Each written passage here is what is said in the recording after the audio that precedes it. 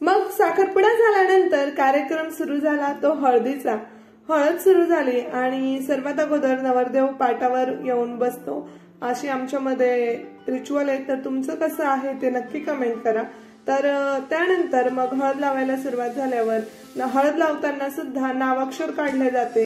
सर्वात अगोदर 5 जोड्या हळद लावतात आणि त्यानंतर मग जे काही मंडळी असतात ती सगळी जण हळद लावत असतात। तर तुमच्यामध्ये किती दिवस? आमच्या हळदीच्या दिवशी इतका जोरात पाऊस पडला की काय सांगू, खूप पाऊस होता आणि लाईटही चालली गेली होती। त्यानंतर मग जनरेटर आणावं लागलं आणि मग लाईट आल्यानंतर हळद लागली। त्यामुळे इतकं म्हणजे आजी नेहमी लहानपणी म्हणायची की कढईत जेवू नये, कढईत जेवल्याने लग्नात पाऊस पडतो। पण म्हणजे ते जरी सायंटिफिकली प्रूफ नसलं तरी अशा काही गोष्टी असतात की ज्या प्रत्यक्ष जेव्हा घडतात तेव्हा आपला सगळी नवरीकडची मंडळी तीही नवरदेवाला हळद लावत होती। मग अहोंनी माझ्या दादाला गमतीमध्ये आशीर्वाद दिला आणि मग त्यानंतर त्याने हळद लावली आणि सर्वजण खूप खुश होते। नवरीकडची आणि नवरदेवाकडची मंडळी एकच आहे, कारण मी त्यांच्या मामाचीच मुलगी आहे। सो दोघं फॅमिली मेंबर्स एकत्र आहेत, त्यामुळे खूप छान रिलेशन आणि बॉन्डिंग आहे। त्यानंतर आलं आमचं गोड गोड शिवबाळ आणि शिवबाळाला फोटोज काढायला फार आवडतं आणि त्याला आम्ही गाईडलाईन करत होतो। सगळ्या जणांना आम्ही दोघं जण गाईडलाईन करत होतो की इथे हात ठेवा, तिथे हात ठेवा, असे फोटोज काढा, तसे फोटो। मग त्यानंतर सगळ्या लेडीज एक सोबत उभ्या राहून नवरदेवाच्या गळ्यामध्ये तो धागा घातला। त्यानंतर मग इकडे एका साईडला नवरदेवाकडच्यांची फोटोची तयारी सुरू होती, दुसऱ्या साईडला माझा मेकअप होऊन मी खाली आलेली होती। मस्त छान पिंक कलरची फ्लावर्सची ज्वेलरी आणि त्यावर मस्त येलो कलरचा काचेचे वर्क असलेला घागरा माझा खूप फेवरेट होता। माझं आधीपासून ठरलेलं होतं मी हळदीला घागराच घालणार। मग त्यामुळे छान मस्तपैकी मी रेडी झालेले होते आणि तुम्हाला हा लुक कसा वाटला नक्की कमेंट करा। त्यानंतर मग हळदीचा तयारी सुरू झाली। मी म्हटल्याप्रमाणे माझी हळदही माझ्या दादा वहिनीच्या हाताने लागली आणि अहोंची हळदही त्यांच्या दादा वहिनीच्या हाताने लागली। त्यानंतर मग हळद सुरू झाली। मग आले मावशी आणि काका, त्यांनीही हळद लावली आणि छान मग मध्ये मध्ये लाईट, मग आजोबांनीही हळद लावली आणि त्यानंतर सुरू झाला तो ओवाळणीचा कार्यक्रम। हळद झाल्यानंतर नवरदेव नवरीच्या अंगावरून ओवाळणी टाकले जाते, म्हणजे एक प्रकारे ते दृष्ट काढलेले सारखे असते। तर त्या दिवशी ते दोघं जण खूप गोड दिसत असतात आणि त्यांच्या एका नवीन आयुष्याची सुरुवात होणार असते। तर या नवीन आयुष्यामध्ये त्यांना कुणाची नजर नको लागायला किंवा हे आयुष्य पुढे चांगल्या प्रकारे जाण्यासाठी त्यांच्यावरून ओवाळणी टाकून दिली जाते।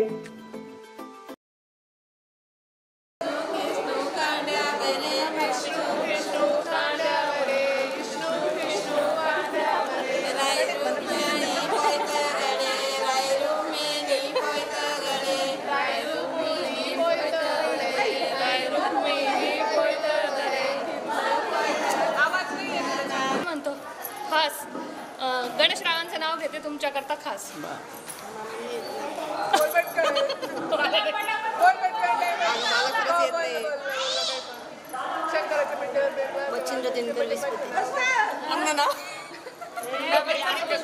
छान अक्षरावांचं नाव घेते सौभाग्याचं।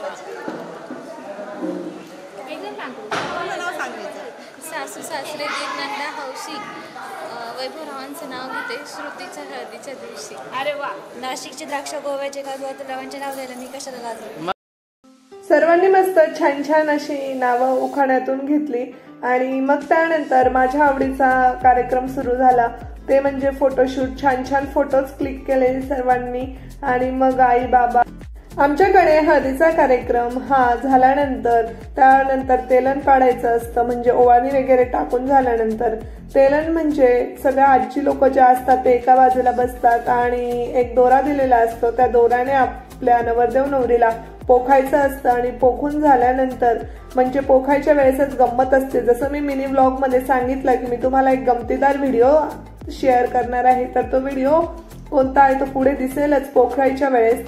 तर त्याच्यामध्ये असं असतं की जी व्यक्ती पोखते त्या व्यक्तीला आजूबाजूच्यांनी मारायचं असतं. खरं नाही बरं का, खोटं असं मारायचं असतं. आणि ते जास्त करून नणंद भाऊजाईमध्ये जास्त प्रमाणात करताना दिसतं. म्हणजे आपण जसं एकमेकींची मजाक घेतो तसं असतं ते. त्यामुळे मग दोघी जणी कशा एकमेकींचं हे करता, किंवा मामे भाच्या जर असल्या तर त्याही एकमेकींना मारता. म्हणजे जो पोखत असेल तो जर मामी पोखत असेल तर भाची मामीला मारेल, आणि जर भाची पोखत असेल तर मामी भाचीला मारेल. तो एक मिश्किलीचा प्रकार असतो फक्त. त्यानंतर मग आता पोख्याचा कार्यक्रम सुरू होतोय, बघा तर.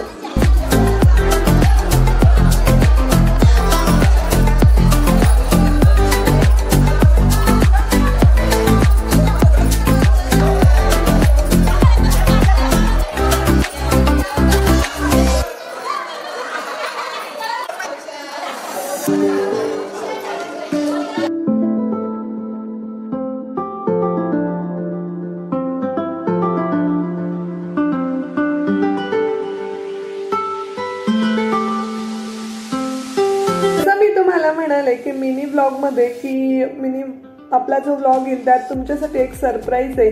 तर ते सरप्राईज हे आहे की अहोंचा बर्थडे असतो आमच्या अॅनिव्हर्सरीच्या दिवशी. म्हणजे हे ठरवूनच केलेलं आहे, हे जुळवून काही आलेलं नाही. कारण सागरचं म्हणणं असं होतं की एकतर माझ्या बर्थडेला आमची अॅनिव्हर्सरी असावी किंवा त्याच्या बर्थडेला अॅनिव्हर्सरी असावी. तर आम्ही दोघांनाही ठरवून घेतलं.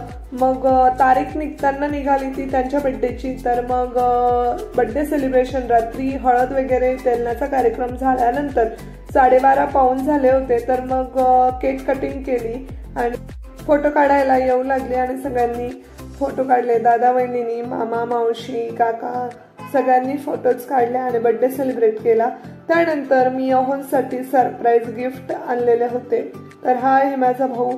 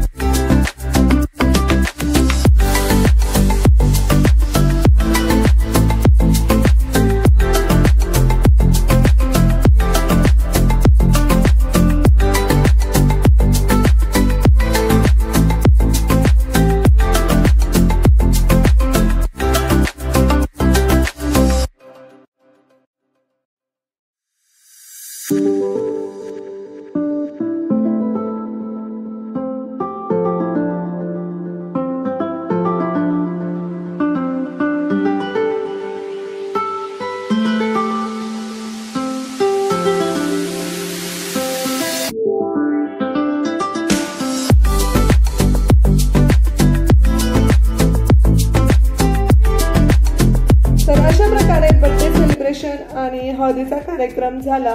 तर आता आपण उद्याच्या ब्लॉग मध्ये बघणार आहोत की आमचं लग्न कसं झालं, लग्न ही कसं झालं आणि लग्न किती वेळेस झालं. प्रश्न पडला ना ऐकून, तर त्याचं उत्तर तुम्हाला उद्याच्या ब्लॉग मध्ये मिळेल. तर उद्याचा ब्लॉग नक्की बघा. आपला उद्या सकाळी आधी मिनी ब्लॉग येईल आणि त्यानंतर दुपारी